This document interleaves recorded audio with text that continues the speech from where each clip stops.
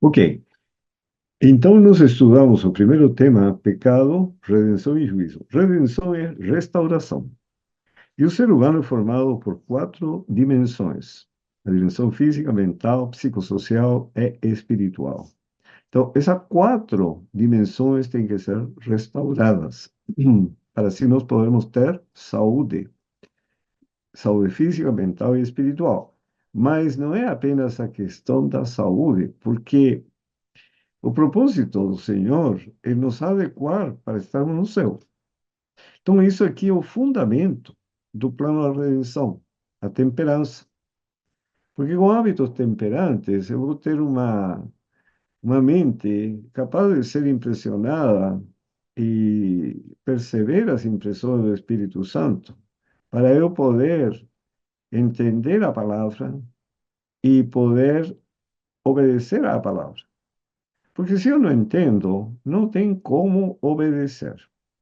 E para entender, eu preciso da percepção, discernimento, raciocínio e memória. Eu preciso de tudo isso.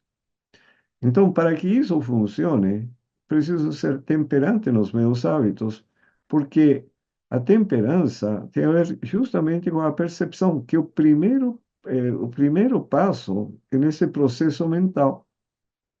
Sem percepção, a pessoa não consegue discernir, não consegue raciocinar. Então, o fundamento da restauração ou da redenção do ser humano é a temperança. E a restauração é o fundamento da saúde. Nessa cadeia, para, sendo temperante, eu ter saúde, mas por causa do meio da temperança, eu consigo ser restaurado desde que me alimente da palavra de Deus. É claro. Então, o que dá início ao processo de restauração agora? Aí entra a questão da justificação pela fé, ou justiça imputada, que a pessoa diz ali o sacrifício de Cristo, e nesse sacrifício o amor de Deus para salvar o ser humano, que é a única esperança do ser humano alcançar o céu, é justamente nesse sacrifício. Quando a pessoa aceita esse sacrifício e ele acredita no poder de Deus, de restaurá-lo, porque no sacrifício de Cristo são perdoados nossos pecados passados, suspensa a punição, e agora o Senhor tem que nos restaurar. Então, o primeiro passo é eu aceitar o sacrifício e acreditar no poder de Deus para tirar o pecado de nós. Isso para colocar nossa mente na harmonia com a mente de Cristo. Só por causa disso o Senhor nos justifica, nos perdoa.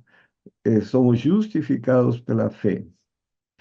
Isso que se chama justiça imputada, uma justiça atribuída que nós não temos, mas o Senhor nos considera como se fôssemos justos. Daqui para frente, é a justiça que tem que ser comunicada. E o que é justiça? É a obediência, é a própria palavra, é o caráter de Deus. E esse processo aí é explicado na Bíblia de várias maneiras. Uma delas é a perfeição em Cristo, que significa viver conforme toda a luz que o Senhor colocou diante de nós. Toda essa luz. À medida que eu vivendo na luz, eu sou perfeito diante de Deus. E aí citam-se muito exemplo, mas Abraão errou aqui, mas Pedro errou aqui, mas... Sim, porque é um processo contínuo. E nesse processo contínuo, chegou a luz com respeito a um assunto e a pessoa recebeu essa luz e a introduziu na sua vida, ele é perfeito, mas com todas as outras imperfeições que o acompanham. Aí vem mais luz e a pessoa se submete a essa nova luz, vão diminuindo as imperfeições que o rodeiam, mas ele continua sendo perfeito, de acordo com a luz recebida. E assim vai até chegar no final, que todas as imperfeições saíram. E aí que diz o Senhor, feito está. E aí vem o selamento. Agora, isso se chama de santificação também, que é passar de um nível de perfeição para outro, como foi mostrado. Tá? E aí nós chegamos ao ponto, depois da santificação, que nós estudamos também, a crescimento na graça. E o que é a graça? Tudo isso é explicado de diversas maneiras. A graça é o caráter de Cristo. E o que representa a lei? É uma transcrição do caráter de Cristo. Quando o Senhor escreve sua lei em nosso coração, isso é pela obediência à palavra, obediência da fé, e então o Senhor está escrevendo o seu caráter em nosso coração. E aí que podemos, então, refletir o caráter de Cristo nesse mundo. E o seguinte tema que nós estudamos é sobre buscar em primeiro lugar o reino de Deus e sua justiça. E agora vocês vão responder. O que significa, afinal, buscar o reino de Deus e sua justiça? Que foi o tema que nós estudamos ontem. O caráter de Deus, que Deus é Deus bondoso, misericordioso, compassivo. Se Deus é assim, como é o seu reino? Tem a mesma característica. Então, no final, nós chegamos a uma conclusão, que buscar em primeiro lugar o reino de Deus e sua justiça é buscar em primeiro lugar a Cristo e seu caráter. E então todas as coisas vos serão acrescentadas. Porque o reino de Deus, o caráter de Deus é assim. E o Senhor diz que o reino de Deus está entre vós, porque Cristo está entre eles. Cristo é o reino. Porque o reino é, claro, o reino de Deus envolve todas as nações, etc. Mas como Cristo, Ele é amor, Ele é bondade, Ele é misericórdia, Ele é compaixão, etc. Como são as regras, as leis e tudo que rege esse reino de Cristo? É uma expressão do amor de Deus, da bondade de Deus, da misericórdia, eh, de todos os atributos de Deus. Então, quando os judeus esperavam receber o reino de Deus, imaginavam se livrar dos romanos, livrar-se dos inimigos, mas o que Cristo lhe falou, não, o reino de Deus é interior, não é exterior. Eles tinham que receber primeiro o caráter de Cristo. Por isso diz, buscar em primeiro lugar o reino de Deus. Busca primeiro a Cristo e sua justiça. E aí o Senhor diz, todas as demais coisas vos serão acrescentadas pelas bênçãos prometidas pelo Senhor. Isso é muito importante. Nós temos que ter sempre em mente que nós nada poderemos ser eh, sem Cristo. Paulo foi muito claro. Tudo posso naquele que me fortalece. Com Cristo é tudo, sem Cristo é nada. Porque nós temos uma natureza degenerada. Infelizmente, o pecado, sabe, complicou a vida do ser humano. Então, para nós podermos ter uma vida normal, nós precisamos andar com Cristo. Precisamos habitar no esconderijo do Altíssimo. Precisamos permanecer na presença dele. Que foi a experiência de Enoque, andava com Deus, a experiência de Elias, que permanecia na presença do Senhor, e a experiência de Davi, que diz, tenho que habitar no esconderijo do Altíssimo. Não existe nenhum outro lugar para nós que não é questão de segurança ou insegurança, em que possamos eh, refletir o caráter, refletir o amor, a bondade, a misericórdia, a compaixão pelos seres humanos. Não há outra maneira de fazer isso. Tá? Então, agora nós vamos estudar como a saúde pode interferir na redenção. Amar a saúde. E vejam, a saúde está muito relacionada com a fidelidade à palavra de Deus. No livro, na terceira epístola de João, versículo 2, diz: Amado, desejo que te vá bem em todas as coisas e que tenhas saúde, assim como bem vai a tua alma. Provérbios 4, versículo 20 a 22. Filho meu, atenta para as minhas palavras, às minhas razões e inclina o teu ouvido. Não as deixes apartar-se dos teus olhos, guarda-as no íntimo do teu coração, porque são vida para os que as acham e saúde para todo o seu corpo. A palavra de Deus é saúde. Por que saúde? Porque a palavra de Deus restaura as quatro dimensões, coloca tudo na harmonia com a vida de Cristo. E o resultado se sente no corpo.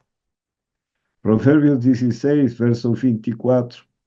As palavras suaves são favos de mel, doces para a alma e saúde para os ossos. As palavras suaves. Provérbios capítulo 14, verso 30. E a palavra suave vem de onde? De um ser humano dominado pela natureza pecaminosa ou a palavra de Deus? É a palavra de Deus que produz saúde para os ossos. Provérbio 14, verso 30. O sentimento sadio é vida para o corpo, mas a inveja é podridão para os ossos. Como os sentimentos, as emoções, pensamentos têm que ser dominados pela razão e dominados pela graça de Deus. Então, os sentimentos não podem ficar livres. Por isso que Provérbios 14:30 diz: o sentimento sadio, quer dizer, se está doente, tem que sarar, é vida para o corpo, mas sentimentos de inveja é podridão para os ossos.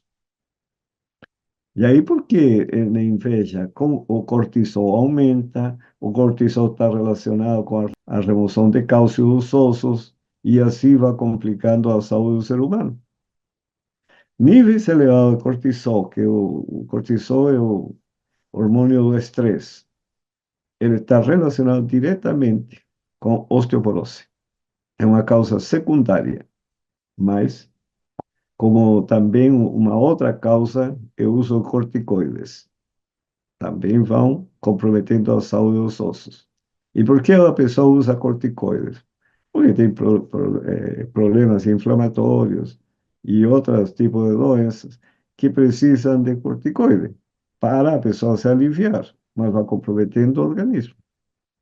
Então, nós temos que controlar os sentimentos, controlar o estresse, controlar nosso estilo de vida para nós podermos ter saúde no corpo como um todo. E aí, Apocalipse 22, verso 2 diz: no meio da sua praça, e de um e de outro lado do rio, estava a árvore da vida, que produz 12 frutos, dando seu fruto de mês em mês. E as folhas da árvore são para a saúde das nações. Interessante que esse texto está no livro do Apocalipse, no capítulo 22. Essa praça está lá no céu. A árvore da vida também está lá.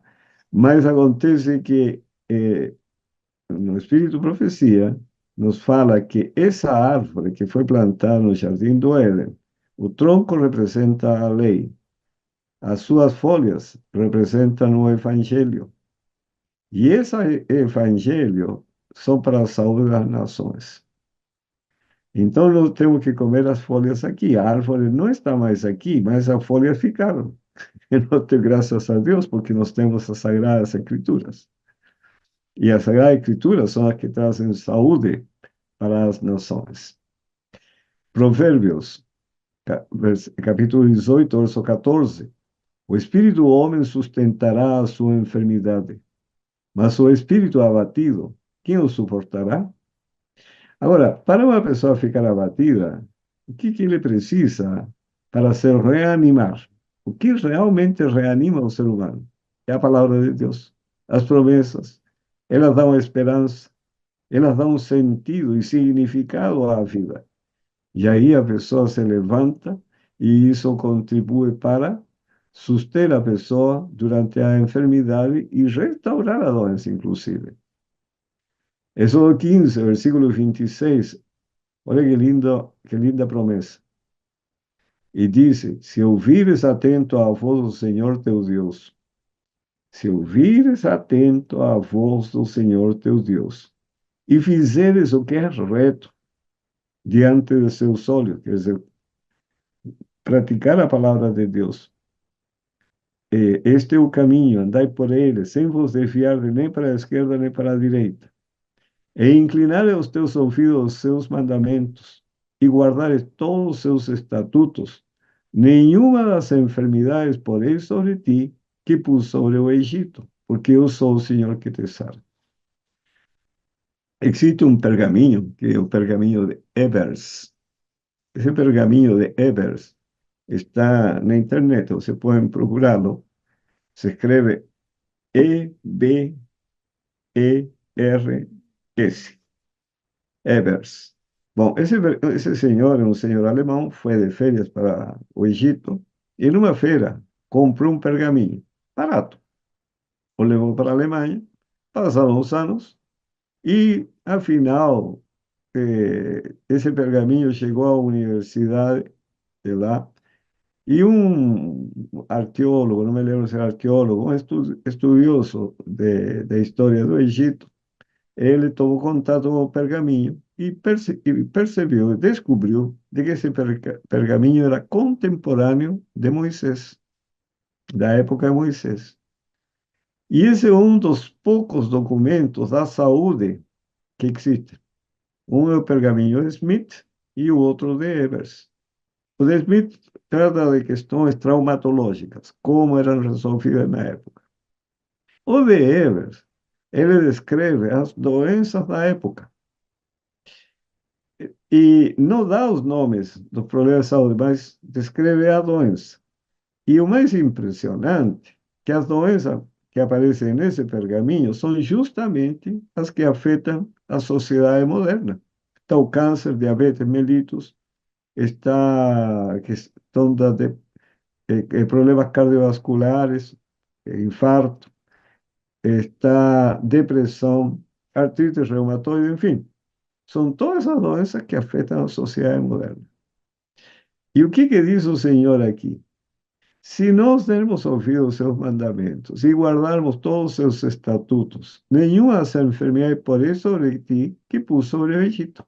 De todas as enfermidades modernas que estão afetando o ser humano, o Senhor nos livraria se seguirmos as orientações.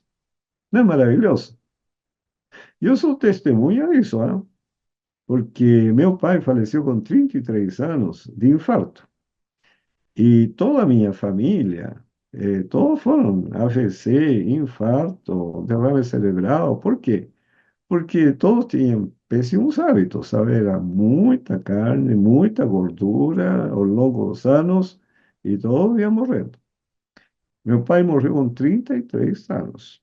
E o que falavam sempre? Que eu fazia parte de um grupo de alto risco, não era de risco, um grupo de alto risco.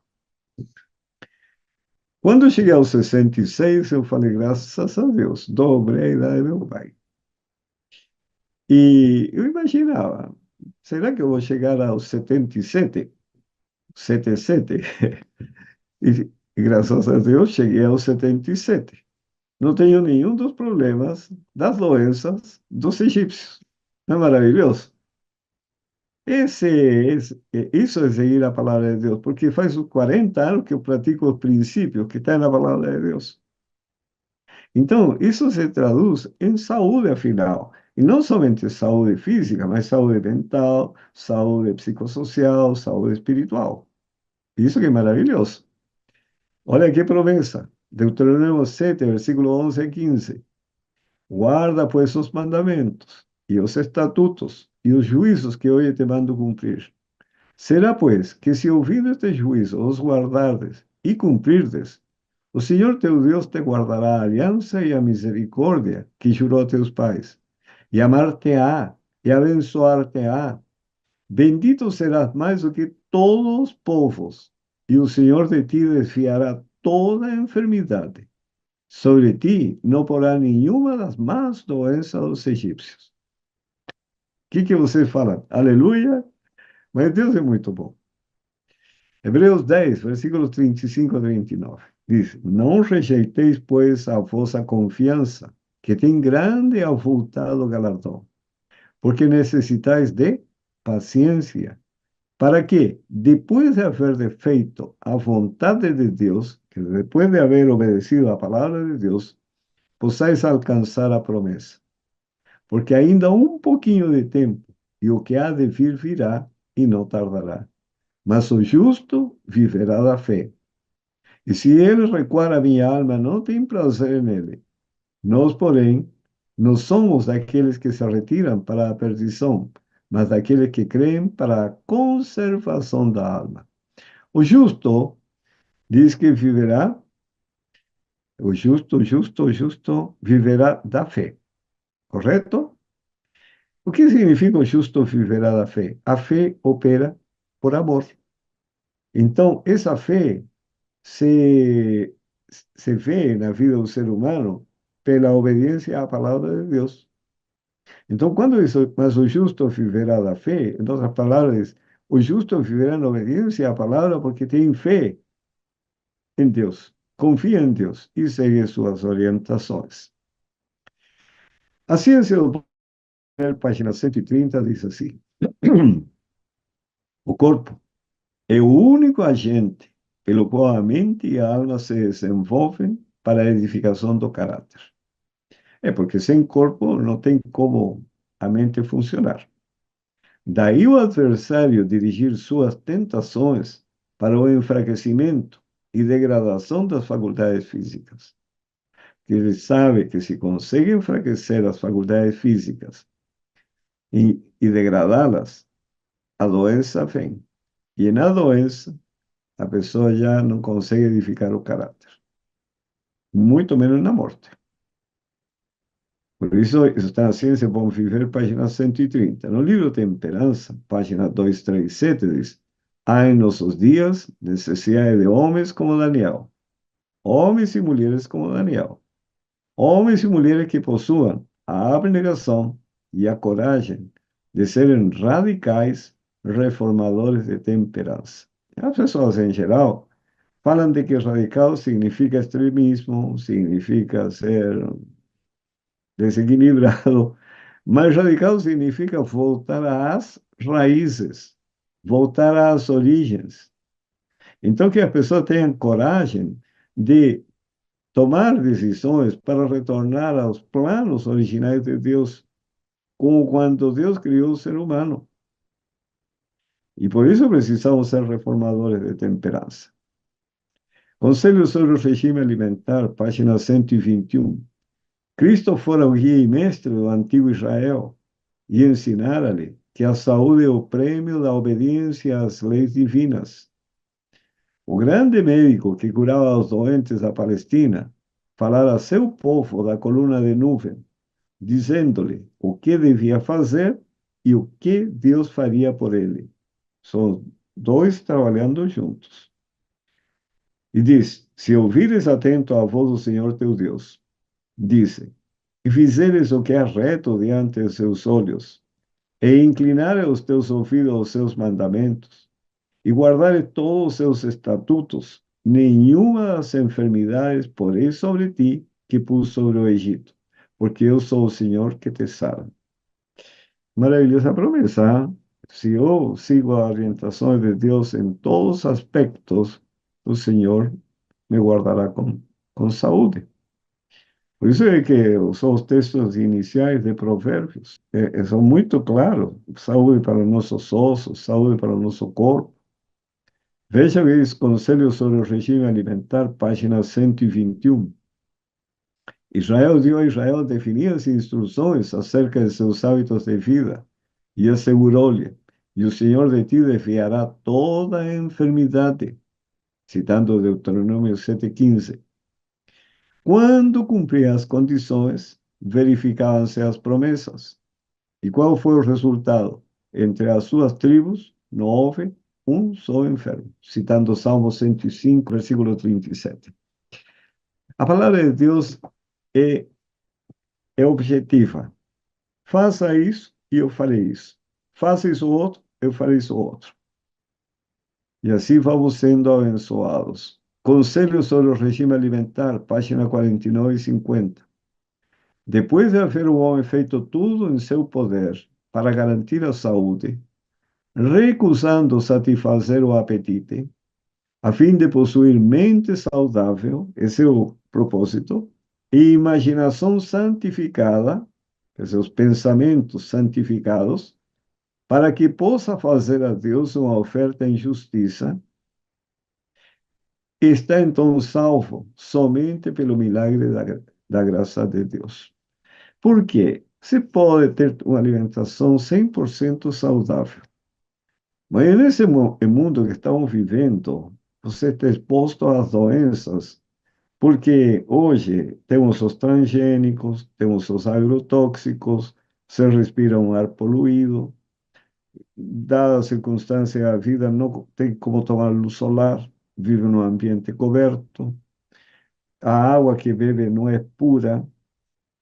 Se você está obrigado a trabalhar, e todo mundo está, de uma maneira que não é normal, não é da conforme os padrões de Deus, você não tem como fazer exercício físico, se trabalha no escritório, ou não tem como fazer trabalho mental, se trabalha constantemente uma atividade física. Então, o ser humano vive fora e não tem mais como descansar, porque a vida não permite isso. Você não tem tempo. E por que estamos reunidos às 5 da manhã? Porque as pessoas às 7 horas da manhã já vão para o trabalho. E daí não tem mais como consagrar suas horas a Deus. Então, é o que aconteceu comigo. Quando eu trabalhava, eu não tinha tempo de estudar a Bíblia. Saía 5 horas da manhã de casa, 5:30 saía de casa. Então, 4 horas eu estava em pé estudando a palavra do Senhor. Até 5 horas, 5 horas, 5:30 comia e 5:30 estava saindo correndo. Então, essa vida, vida maluca mesmo, impede o Senhor, impede a pessoa ter saúde. E aí que se vai complicando a vida do ser humano. Mas graças a Deus, mantive sempre minha comunhão com o Senhor. Então, nós temos que pensar sempre esta questão. Não podemos fazer tudo o que é certo. Estamos expostos a ter doenças. Por isso que o Senhor precisa intervir em nosso favor. E aqui ele diz, se nós fizermos tudo, es- diz, o homem está então salvo somente pelo milagre da graça de Deus. Depois de haver o homem feito tudo em seu poder para garantir a saúde, fazendo tudo, está então salvo somente pelo milagre da graça de Deus. E dá um exemplo. Como a arca esteve salva sobre os vagalhões da tormenta, Noé havia feito tudo o que Deus dele requerera. Comia arroz integral, comia pão integral, comia frutas, verduras, mais ou menos isso. Enfim, nos horários certos, bebia líquidos, somente água no intervalo entre refeição e refeição, deixando um tempo para o processo digestivo ser concluído. E assim, agora, Noé fez isso ao preparar a arca, então Deus fez aquilo que o homem não podia fazer e preservou a arca pelo seu miraculoso poder. Assim também conosco. Nós fazemos tudo o que o Senhor diz, mas quem preserva a saúde é o Senhor. É uma bênção de Deus. Não está no arroz integral, não está nas frutas, não está na verdura, não está nisso, porque, primeiro, nós temos 6.000 anos de pecado em nossas costas, somos um ser debilitado, já não temos o vigor, a resistência que tinham os antepassados. Segundo, em um ambiente super contaminado.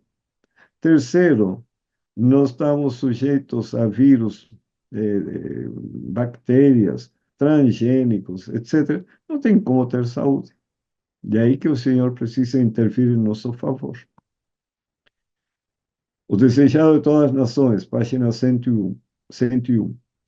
Todos quantos querem aperfeiçoar a santidade no temor de Deus, olha que impressionante, têm que aprender as lições da temperança e do domínio próprio. Os apetites e paixões devem ser mantidos em sujeição às mais elevadas faculdades do espírito. Esta autodisciplina, a temperança, é essencial àquela resistência mental e visão espiritual que nos habilitarão para compreender e praticar as sagradas verdades da palavra de Deus. Irmãos, esse texto Eu faria um quadro e colocaria na sala, no quarto a dormir, na cozinha, em todo lugar.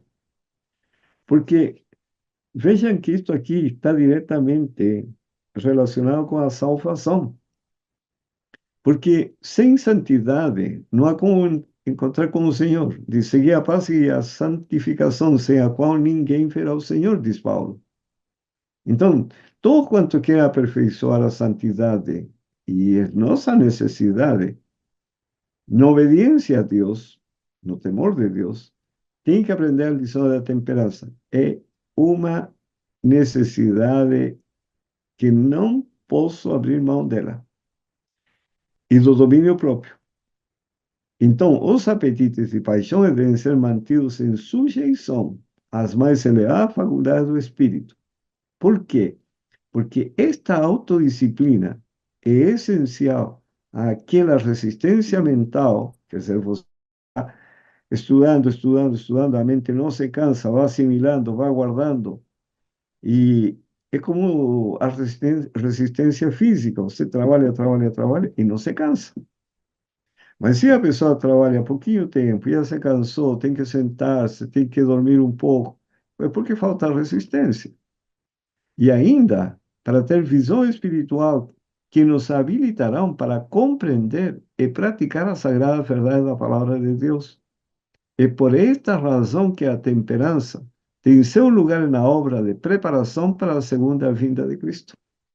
Você percebe o grande problema para a igreja? Quantos são temperantes na igreja? Irmão, se chega a 5% é muito. E todos nós precisamos não somente ter resistência mental, mas precisamos visão espiritual para compreender as impressões do Espírito Santo. E sem temperança isso é impossível. E aí que a temperança se atravessa diretamente no caminho da salvação, porque é necessário para a preparação para a segunda vinda de Cristo.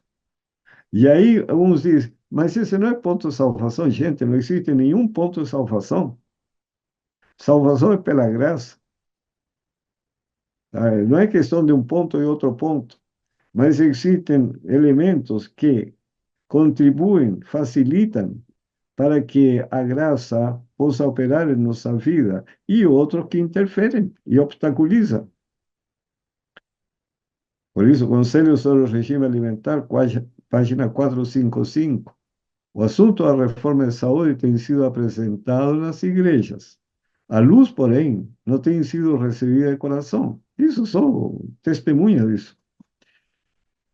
Eu já fiz mais de 350 semanas de oração, igreja, igrejas pequenas, igreja que fica na roça, outra nas grandes cidades. Você vê sempre o mesmo perfil. Um grupo pequeno de interessados, um grupo médio de curiosos e um grupo grande de desinteressados.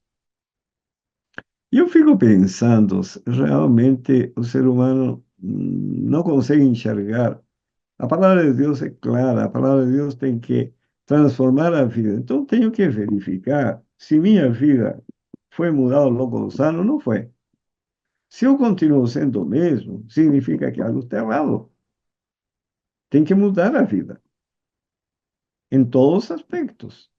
Se eu estou sendo mais bondoso, mais misericordioso, mais paciente, as condescendências egoístas, destruidoras da saúde de homens e mulheres, tenha anulado a influência da mensagem que deve preparar um povo para o grande dia de Deus. A temperança nos prepara, nos auxilia no preparo. Se as igrejas esperam ter poder, o que significa isso? Se as igrejas esperam receber a chuva seródia, terão de pôr em prática a verdade que Deus lhes deu. Irmão, sabe, Deus, eu gosto de Deus, sabe? Você pode fugir de Deus, pode fazer como Jonas, tá? Deus diz, vai para Nínive, Jonas foi para o lado contrário. Mas não tem jeito. Jonas acabou tomando um banho, caindo na boca de um peixe, e aí no estômago do peixe, protegido pelo Senhor para não ser digerido, ele clama a Deus. Imagina o sufoco de Jonas nessa situação, por ser desobediente. Depois de tudo isso, o peixe o vomita aí próximo da praia, chega lá nessa região. Você ia pensar, você chegar assim a um lugar a pregar o evangelho, quando ele poderia perfeitamente eh, confiar no Senhor e ir para Nínive apresentar a mensagem que ele apresentou. Deus estava com ele, assim conosco, irmãos. Se nós quisermos receber a chuva seródia, nós temos que praticar a temperança. Não adianta, irmão, fazer sala de consagração, sala de não sei o quê, tem sala 57, sala 58, sala 60, enfim, pode ir até a sala número 100. Não adianta se a pessoa não pratica os princípios de saúde que o Senhor deu. Não, não tem como, se a palavra de Deus é clara, direta, objetiva. Eu posso orar, ficar de joelho a noite inteira, o dia inteiro, fazer o que quiser. Se não obedeço à palavra de Deus, não receberemos a chuva seródia. É sério ou não é sério? Eventos finais, página 193. Deus não pode deixar que seu Espírito Santo repouse sobre os que, embora sabendo que devem comer para ter saúde, persistem em uma conduta que enfraquecerá o corpo e a mente. Esse que é o problema. Então, o problema não está no queijo, não está no café, no refrigerante. O problema não está em si neles, sabe? Não é o que me deixa mais santo ou menos santo. O problema é que essas práticas enfraquecem o corpo e a mente. Então, tem um problema o chocolate em si? Não, em si não tem. Mas é um estimulante que age sobre a mente. Tem teobromina, como o café tem cafeína, como o guaraná tem guanaína. Enfim, todos esses estimulantes vão gastando energia cerebral e chega uma hora que a pessoa não tem concentração. Se não tem concentração, que é um dos elementos da memória, para ter memória, você precisa de motivação, interesse e concentração. Você pode ter motivação e interesse, mas se não tiver concentração, não vai guardar informações. E do que depende a concentração? Da energia cerebral. E a energia cerebral tem a ver justamente com a intemperança. Hábitos intemperantes vão gastando energia, chega uma hora que a pessoa está na igreja orando e a mente está no supermercado. Entende? Por isso que o Senhor diz, pratique a palavra de Deus. E observe eventos finais, página 193. A chuva seródia virá, e a bênção de Deus encherá toda a alma que estiver purificada de toda contaminação. Não tem como receber chuva seródia com alma contaminada. É nossa obra hoje entregar nossa alma a Cristo, para estarmos preparados para o tempo de refrigério, pela presença do Senhor, preparados para o batismo do Espírito Santo. É o tema que nós vamos estudar na quinta-feira. É sério ou não é sério, irmãos? Penso que nós temos que orar muito a Deus e compreender que a salvação, embora é de graça, mas tem um preço alto. Você compra sem dinheiro, mas você tem que pagar com tudo que você tem. Para nós podermos ter saúde, e o problema não é somente a saúde, hein? O problema é para nós termos uma mente receptiva às impressões do Espírito Santo, nós perdemos tudo. Então, por isso que a temperança é o fundamento de todas as graças que vêm de Deus. Eu penso o seguinte, em geral, pelo que eu tenho observado, se apega muito a hábitos, a gostos, sabe, a comida, e etc. e tal. Mas a gente comeu há tanto tempo alguma coisa, é necessário continuar comendo. Eu acho que temos que analisar a coisa de maneira muito racional. Primeiro, qual é o meu propósito? Ir para o céu. Esse é o meu propósito. Para ir para o céu, eu preciso fazer isso. Tem que fazer. E como você vai viajar, vai para os Estados Unidos, por exemplo, hoje, você tem que ter visto de entrada. E para ter o visto de entrada, você tem que tem que apresentar vários documentos.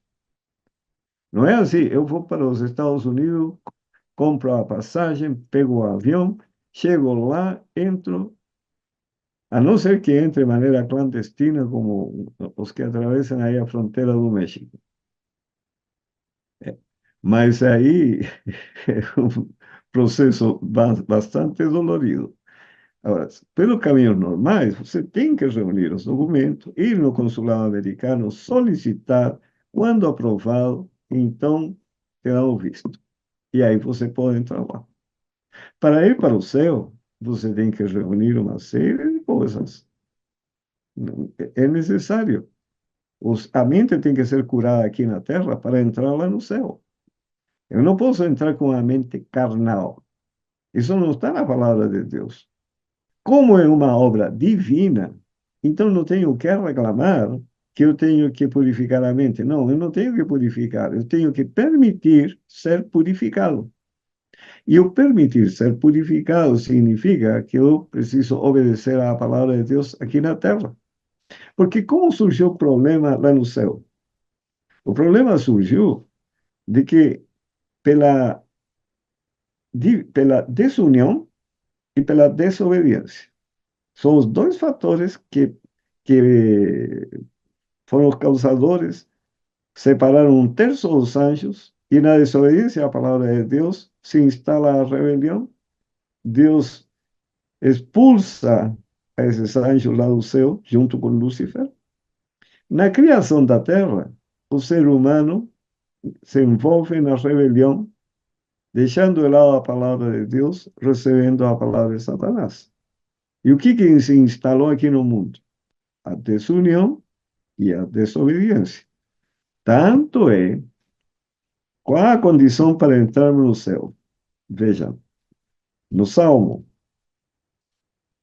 133, diz: Oh, quão bom e quão suave é que os irmãos vivam em união.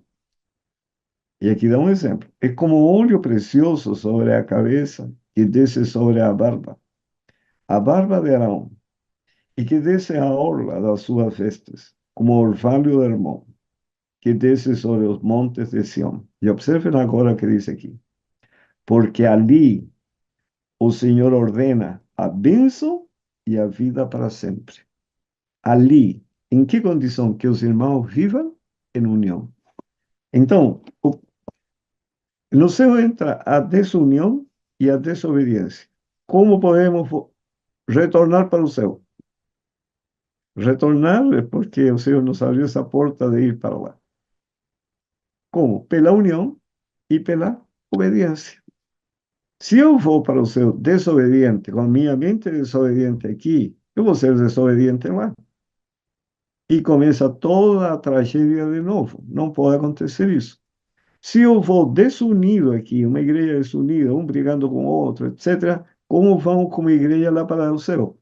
Vamos continuar desunidos se a mente não muda.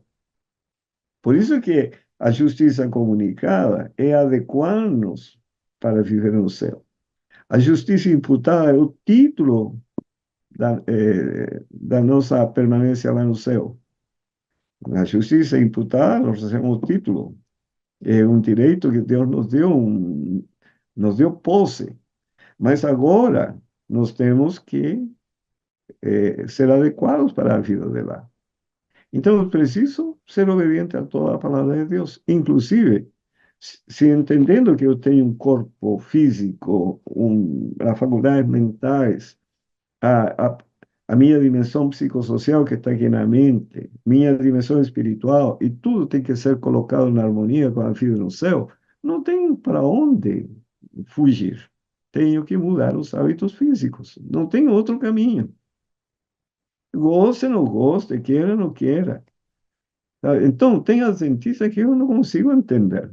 Eu conheci um que bebia vinho, mas ele falava que era saudável porque ele não ficava bêbado, era só um cálice que ele bebia todos os dias e que era rico em resveratrol e que isso era bom para o coração, não sei o que mais. Tudo bem, mas o Senhor diz que não e não. Né? Então, muitas vezes, nós vamos colocando coisas na cabeça que não tem nada a ver.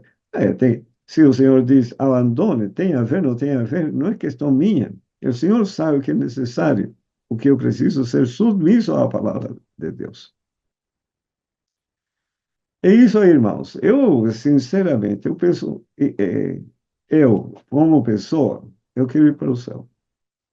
Eu não acho, não entendo a questão da morte como sendo natural, tá? Não, o homem tem que morrer. Não é natural isso aí. Não tem sentido a vida com a morte no meio. Não tem sentido. Você nasce, estuda, sabe? Adquire conhecimento e morre e acabou. Não tem lógica nenhuma. Melhor não nascer, e melhor não fazer nada nesse mundo, não existir, porque se vai morrer. Para que tudo isso? Apenas 80, que sejam 100 anos. 100 anos passam voando. Já estamos no mês de junho agora. Os primeiros meses do ano, até maio, passaram voando. Já estamos no sexto mês. Daqui até dezembro, o outro voo.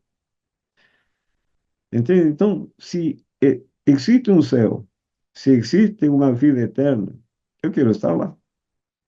E aí o Senhor me diz, então, você obedece a toda a minha palavra, porque no céu existe harmonia perfeita, não há nenhum desajuste, e nós temos que aprender tudo de novo.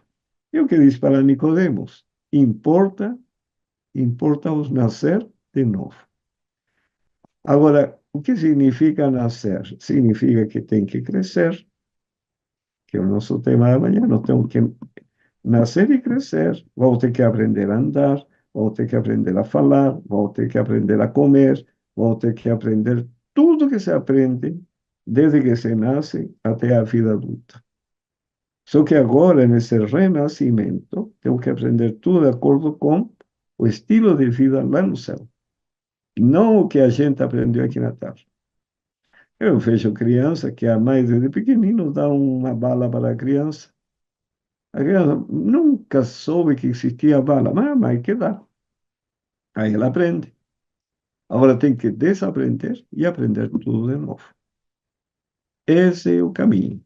Andai por ele. Sem vos desviar nem para a esquerda nem para a direita. E só alegria daí para frente.